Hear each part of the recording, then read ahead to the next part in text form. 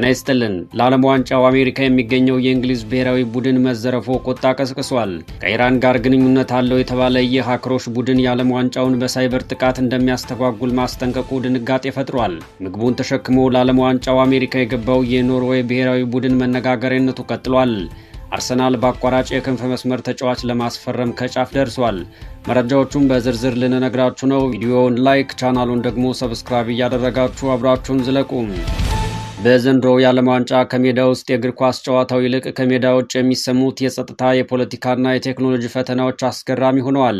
ከሜክሲኮ ነውጠኞቹ ሰጥ አገባ፣ ከአሜሪካ የጉዞ ክልከላና ከጨዋታዎች የሰዓት ምቹ አለመሆን በተጨማሪ የዓለም ዋንጫው በእግር ኳስ ታሪክ ውስጥ ታይቶ በማይታወቅ አስገራሚና አስደንጋጭ ክስተቶች የታጀበ ሆኖ ቀጥሏል። ከምንም በላይ ደግሞ ለዚሁ የዓለም ዋንጫ በአሜሪካ የሚገኘው የእንግሊዝ ብሔራዊ ቡድን በሺዎች የሚቆጠሩ የስፖርት ቁሳቁስ መዘረፋቸው ከፍተኛ አግራሞት ፈጥሯል። ነገሩ የተከሰተው በአሜሪካ ሚዙሪ ግዛት ውስጥ በህዝብ ቁጥርም ሆነ በቆዳ ስፋት ትልቋ በሆነችው ካንሳስ ከተማ ነው ተብሏል። እንዲህ አይነት ነገር እስካሁን ታይቶ አይታወቅም በሚልም ዓለም እየተገረመ ይገኛል። ከተሰረቁት የእንግሊዝ ብሔራዊ ቡድን የስፖርት ቁሳቁስ መካከል የተጫዋቾች ጫማዎች፣ የልምምድ አልባሳት፣ የአሰልጣኞች መገልገያ ቁሳቁስ፣ ኳሶችና የጨዋታ ዕለት ማሊያዎችን ጨምሮ በርካታ የስፖርት ትጥቆች እንደሚገኙበት ታውቋል። የእንግሊዝ ልዑክ የተሰረቁትን ቁሳቁስ ለማስመለስ እንደዚሁም የልምምድ መርሃ ግብሩ በተያዘለት ሰዓት እንዲቀጥል ለማድረግ ምትክ ዕቃዎችን በፍጥነት ለማግኘት ከሀገር ውስጥ ፖሊስ ጋር በጋራ ለመስራት ጥረት አድርጓል የተባለው የካንሳስ ከተማ ፖሊስ በሰጠው መግለጫ በጉዳዩ ላይ እጃቸው አለበት ተብለው የተጠረጠሩ 2 ግለሰቦች በቁጥጥር ስር ውለው ተጨማሪ ምርመራ እየተደረገ ባቸው እንደሚገኝ አሳውቋል። ሁኔታው ግን በእንግሊዝ እግር ኳስ ማህበረሰብ ዘንድ ቁጣ አስነስቷል ነው የተባለው። ዓለም በሙሉ መሳቂያ መሳለቂያም አድርጎታል። በእርግጥ ክስተቱ በፍጹም የማይጠበቅና ለዓለም ዋንጫ አዘጋጆች ትልቅ የደህንነት ጥያቄ ምልክት የሚፈጥር አሳፋሪ ድርጊት ነው። የሚያሳድረው ተጽዕኖም ከፍ ያለ ሊሆን ይችላል።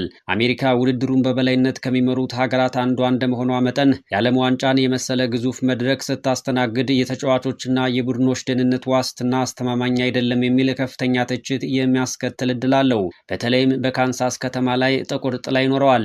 የዓለም አቀፍ ሚዲያዎች ትኩረት በሙሉ ወደዚያው በመዞሩ የከተማዋን የቱሪዝምና የደህንነት ገጽታ ይጎዳል። ከዚህ በኋላ ዓለም አቀፉ የእግር ኳስ ማህበር ፊፋና አዘጋጅ ኮሚቴዎች በሁሉም ተሳታፊ ሀገራት ማረፊያ ሆቴሎች፣ ልምምድ ሜዳዎችና የትራንስፖርት መስመሮች ላይ የደህንነት ጥበቃውን በከፍተኛ ደረጃ እንዲጨምሩ ይገደዳሉ። ይህ ደግሞ በብሔራዊ ቡድኖች እንቅስቃሴ ላይ ተጨማሪ ጥብቅ ገደቦችን ሊፈጥር ይችላል። ሌሎች በውድድሩ ላይ የተሳተፉ የሚገኙ ሀገራትም የእኛስ ደህንነት ምን ያህል የተጠበቀ ነው የሚል ስጋት እንዲገባቸውና ከአዘጋጆቹ ተጨማሪ ማረጋገጫ እንዲፈልጉ ሊያደርግም ይችላል። ከዚህ ባሻገር የእንግሊዝ ብሔራዊ ቡድን ከጨዋታው በፊት ሙሉ ትኩረቱን በልምምድ ላይ ማድረግ ሲገባው በተፈጸመበት ስርቆት መጨነቁ በተጫዋቾች ስነ ልቦና ላይ አሉታዊ ተጽዕኖ ሊኖረው ይችላል። በአሜሪካ፣ ሜክሲኮና ካናዳ አዘጋጅነት እየተካሄደ ከሚገኘው የዓለም ዋንጫ ጋር በተያያዘ በዓለም አቀፍ ደረጃ ከፍተኛ ድንጋጤና ስጋት የፈጠረ የሳይበር ደህንነት መረጃም ወጥቷል። ይኸውም ሃንዳላ የተሰኘውና ከኢራን መንግስት ጋር ግንኙነት እንዳለው የሚነገርለት የሃክሮች ቡድን የአሜሪካው የፌዴራል ምርመራ ቢሮ የሚጠቀማቸውን ድሮኖች መጥለፉን በይፋ ከማሳወቁ ጋር የተያያዘ ነው። የሃክሮች ቡድኑ ግልጽ ዛቻዎችን ሰንዝሯል ነው የተባለው። የአሜሪካ ባለስልጣናት ጉዳዩን እጅግ በአስቸኳይና በትኩረት እየተከታተሉት እንደሚገኙ የተነገረ ሲሆን የዚህን የሃክሮች ቡድን ማንነት ለመለየትና መሪዎቹን በቁጥጥር ስር ለማዋል ለሚጠቁም አካል የ10 ሚሊዮን ዶላር የገንዘብ ሽልማትም ቀርቧል። በእርግጥ ይህ የሃክሮች ማስፈራሪያ ተራ የዲጂታል ማስተጓጎል ሳይሆን በዓለም ትልቁ የስፖርት መድረክ ላይ የሚሳተፉ ሰዎችን ሕይወትና የሀገራትን ስም የሚነካ በመሆኑ ሰፊ አንድምታዎች ያሉት መሆኑን ባለሙያዎች ተንትነውታል። እንደ ዓለም ዋንጫ ባሉ ትልልቅ የእግር ኳስ መድረኮች ስታዲየሞችንና በዙሪያቸው ያሉ በሚሊዮን የሚቆጠሩ ደጋፊዎችን ለመጠበቅ ከፍተኛ የቴክኖሎጂ ድሮኖችን ለስለላና ለክትትል ይጠቀማሉ። ሃከሮች ደግሞ እነዚህን ድሮኖች መጥለፍ የሚችሉ ከሆነ የጸጥታ ኃይሎችን የክትትል መዋቅር ሙሉ በሙሉ የማሰናከል አጋጣሚ ያገኛሉ። ይሄው የሃከሮች ቡድን በስታዲየም ውስጥ ያሉ የኤሌክትሪክ አቅርቦቶችን፣ የቴሌኮም መሰረተ ልማትን፣ የትኬት መቁረጫ ዲጂታል ስርዓቶችንና የውጤት ሰሌዳዎችን በመጥለፍ ትልቅ ትርምስ የመፍጠር አቅም ጭምር ሊያገኝ ይችላል። ከዚህ ባሻገር ይህ ክስተት በአሜሪካና በኢራን መካከል ያለው የፖለቲካና የሳይበር ጦርነት ስፖርታዊ መድረኩን እንዴት መጠቀሚያ እያደረገው እንደሆነ በግልጽ ያሳያል። አሜሪካ ለሃከሮቹ ጥቆማ ያዘጋጀችው የ10 ሚሊዮን ዶላር ሽልማት ጉዳይም ነገሩ የብሔራዊ ደህንነት ስጋት እንደሆነ መገመቱን ያረጋግጣል። ያመላክታል። ከዚህ አስደንጋጭ መረጃ በኋላ አሜሪካ፣ ካናዳና ሜክሲኮ ለጸጥታ ጥበቃ መድበውት የነበረውን በጀት በከፍተኛ ደረጃ ለመጨመርና አዳዲስ የሳይበር መከላከያ ቴክኖሎጂዎችን ለመጨመርም ሊገደዱ ይችላሉ። የሆነ ሆኖ ከዚህ ቀደም ከነበሩት የሽብር ስጋቶች በተለየ የዘመኑ የሳይበር ዛቻዎች በስታዲየም የሚገኙ ደጋፊዎችን ቴክኖሎጂን በመጠቀም ሊያጠቁ ይችላሉ የሚለው ወሬ በደጋፊዎች ላይ ከፍተኛ ፍርሃት ፈጥሯል። ይህ ደግሞ ቀድሞውንም የሳሳውን ወደ ስታዲየም የሚመጡ ሰዎችን ቁጥር ሊቀንሰው ይችላል። ይህም በፊፋ የገቢ ዕቅድ ላይ የራሱን ጫና ያሳርፋል ተብሎ ይገመታል። ከዚሁ ዓለም አቀፍ የውድድር ጉዳይ ሳንወጣ የኖርዌይ ብሔራዊ ቡድን ምግቡን ይዞ ወደ ዓለም ዋንጫው ማቅናቱ መነጋገሪያ እንደሆነ ቀጥሏል። ኖርዌዮች በዓለም ዋንጫው 300 ኪሎ ግራም አሳ፣ 116 ኪሎ ግራም ቺዝ እንዲሁም 6000 ብርቱካን በመያዝ ነው አሜሪካ የገቡት። የኖርዌይ እግር ኳስ ፌዴሬሽን አመራሮች ተጫዋቾች በቤታቸው ያሉ ያህል እንዲሰማቸው ስለምንፈልግ ይህን አድርገናል ሲሉ በኩራት ተናግረዋል። ነገሩ በጣም አስገራሚና ብዙዎችን ፈገግ የሚያሰኝ ቢሆንም በፕሮፌሽናል ስፖርተኞች ደረጃ ግን ከፍተኛ ሳይንሳዊና ስነ ልቦናዊ ትርጉም ያለው ትልቅ ዝግጅት ስለመሆኑ ይነገርለታል። የኖርዌይ እግር ኳስ ፌዴሬሽን አመራሮች ተጫዋቾች ቤታቸው ያሉ ያህል እንዲሰማቸው ስለምንፈልግ ይህንን አድርገናል ማለታቸውም ትልቅ የስነ ልቦና ሚስጥር እንዳለው ባለሙያዎች ገልጸውታል።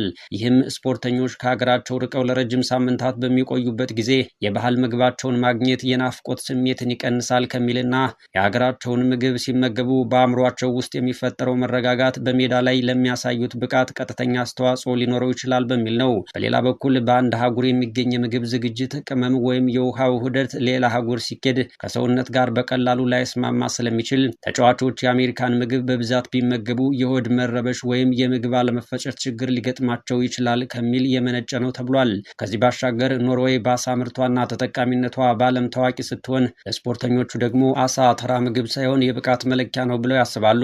እናም ከተከታታይ ከባድ ልምምዶች በኋላ የተጫዋቾች ጡንቻ በፍጥነት እንዲያገግም አሳዎችን መመገብ ይጠቅመናል ብለው ተሸክመውት አሜሪካ ገብተዋል።